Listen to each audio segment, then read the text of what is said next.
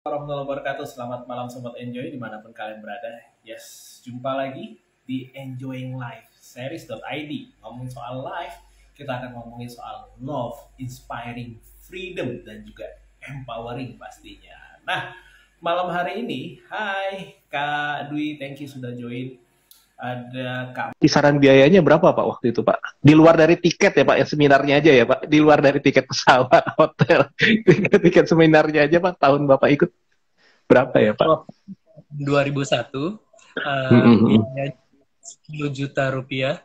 2001 itu dolar 3.000 ya masih. Dolar 3.000 ya. Oke, wow. Dan Itu itu harga promosi juga tuh. Karena di Indonesia mungkin belum banyak orang yang dengar tentang Anthony Robbins. Dan saya ikut di dalam batch di mana mungkin para trainer Indonesia yang pertama itu yang berangkat, termasuk Tung Desem, Mary Riana, dan wow. Ya, ya, ya. Thank you sudah join ya. Nah ini memang on off nih teman-teman Pak. Kayaknya mungkin ada faktor sinyal juga di beberapa daerah. Ini kalau saya di Bekasi hujan deras, jadi sinyal naik turun. Mudah-mudahan aman ya sampai dengan nanti. Dan teman-teman yang ketinggalan nanti bisa menyimak melalui rekamannya. Nah mungkin salah satunya kebutuhannya, misalnya kita butuh makan Pak, pasti Pak. Butuh makan dan minum Pak. Pasti dibutuhkan ya, Pak. kepastian sebetulnya ada aspek safety, security, Safety, security. order, konsistensi, dan kontrol. Jadi Hmm. apa sih safety sama security? Kalau safety itu tidak membahayakan gitu. Jadi kalau Hmm. duduk kursinya kuat gitu ya. Kalau kita makan, makanannya aman, tidak beracun, tidak bikin sakit perut. Hmm. Lalu security aman terhadap ancaman. Jadi ya kita janganlah nanti keluar rumah dirampok begitu ya, atau naik Hmm. kendaraan. Itu kebutuhan, karena itu kita pilih naik apa nih, lewat mana, lalu juga nyaman, comfort. Kita pengen Hmm. kerja di tempat yang seperti apa. Ada yang mungkin kalau bisa jangan kerja malam deh, kalau bisa kerjanya pakai AC, kalau bisa. Hmm. Lalu keteraturan kerjanya kalau bisa jangan serabutan, lebih tertib dan konsisten. Jadi jangan hanya hari ini kerja besok belum tentu gitu. Tapi kita mau Hmm. pasti kita punya pekerjaan, kita bisa dapat gaji untuk bayar kebutuhan kita, misalnya makan, minum, listrik, air, pakaian, tempat tinggal ya, walaupun sekedar atap sederhana, dan kita punya kontrol bahwa saya bisa jaga bagian kontrol saya apa, mungkin saya menyiapkan tubuh saya sehat dan saya bekerja. Hmm. Nah itu pastiannya kebutuhan pertama. Yes, yes, yes. Betul, betul, betul. Kerjanya aja nggak semangat, kok dapatnya sama ya dengan aku yang semangat. Akhirnya semua jadi demotivasi. Nah ini kalau disikapi dengan emotional intelligence gimana nih Pak? Kalau bicara soal kepastian dulu nih Pak, supaya nggak jadi zona nyaman Pak.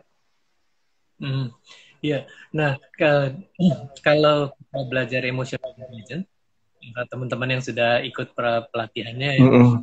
Mm-mm. sedikit bocoran istilah. Oh iya, iya. Perlu know yourself, kenali, Know yourself. Mm-mm. kemudian choose yourself, lalu be Mm-mm. yourself. Nah, yang pertama know yourself. Jadi coba cek berapa kebutuhan manusia yang kepastian itu sudah Anda miliki. Pakai skala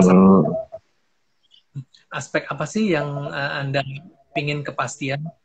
Pekerjaan, gaji, kenyamanan, keamanan, kemudian apalagi konsistensi. Kalau dari skala 1 sudah berapa? Nah ini know yourself.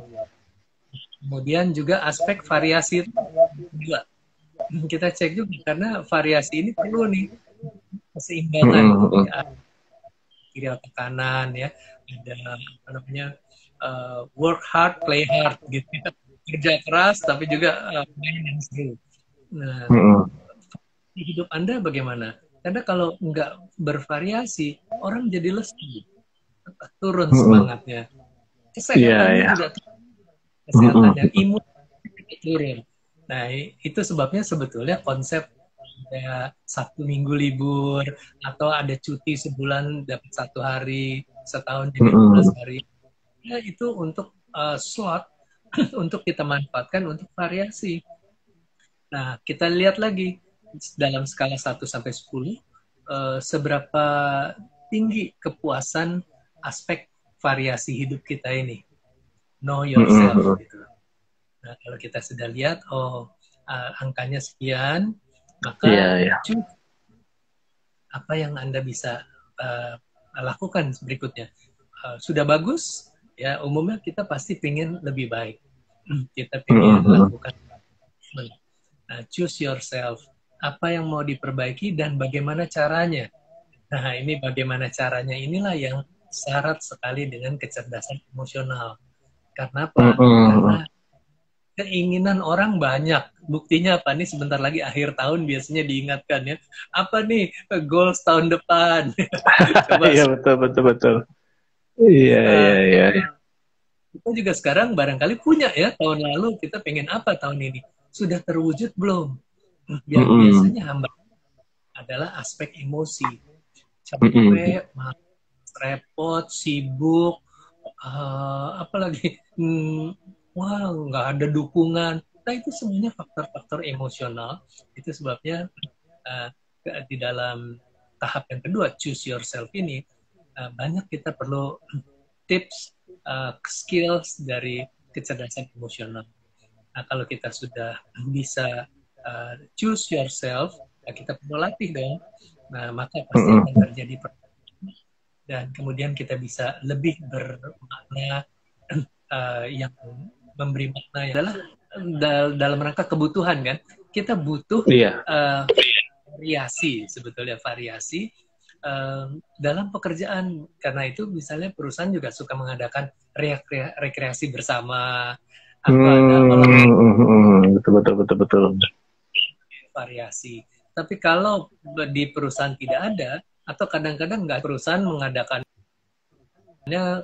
olahraga bersama, padahal pribadi ini saya nggak suka olahraga Pak, saya senangnya baca buku, saya senangnya menikmati alam. Nah dia harus lakukan sendiri.